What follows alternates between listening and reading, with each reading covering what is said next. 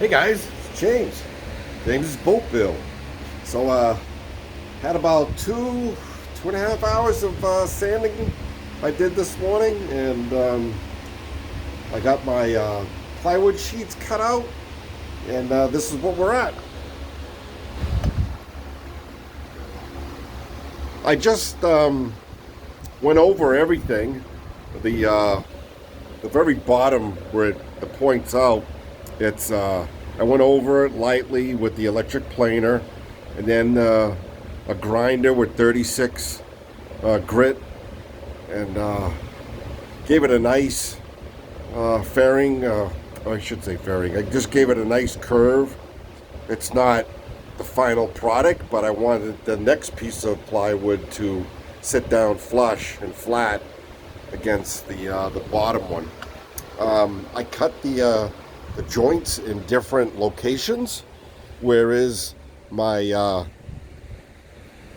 my nice scarf joints will be on solid wood underneath, which would be the equivalent of having a butt block, because it's going against solid wood.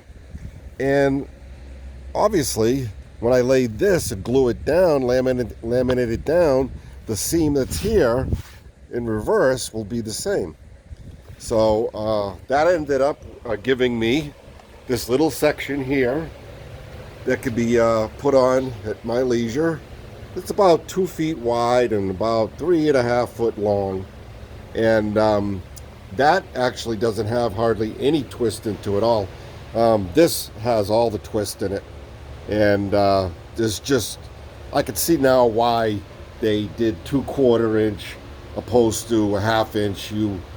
If this was a sheet, it would be breaking all over the place. This lays down, you're like, really nice.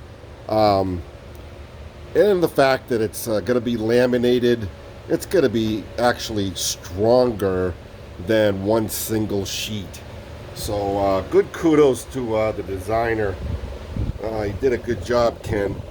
And it really looks nice. I like the shape of the boat, and I love the flat chine right here, because I know how that's going to help the performance of the boat. Stability, keeping the spray down.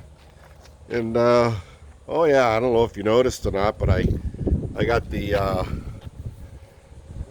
drain plugs cut out, and they're loose, they're oversized, so I can put sealant and epoxy, and that's a finishing touch. But you can see I got it all nice and sanded up, and what I'm gonna do is make a consistency of like cold maple syrup, that kind of consistency. Little bit watery than you like mayonnaise, or maybe watery mayonnaise, liquid syrup, I don't know, whatever. But that runny kind of thickness, that's the kind of epoxy I want to make with the silica mixed in. And that will be all spread out. That'll take care of any unevenness, little dips and valleys and whatnot for the bottom here. And then it's going to be completely screwed down through both into the frames. And then, you know, it'd be complete. I'll have to go back later, of course, you know, and patch up the screw holes with, you know, excuse me, patch up the screw holes with, you know, fairing compound, but that's at a later date.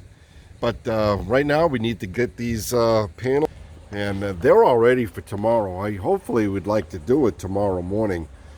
Get those 2 panels down, and then I could cut out 2 more panels for this side. This first sheet come out really nice. The seams are almost flawless. I can feel a slight bump in there, but they're beautiful. There's no need to do any fairing, because the consistency of the epoxy that I'm gonna lay down and then screw these plywood panels down is going to be the consistency where it's going to take up any hills and valleys or unevenness. It's going to lay down nice. like, I guess like mayonnaise. Let's just say it'll be like mayonnaise consistency. Let me switch. So and you know, it's that sanding was just a lot.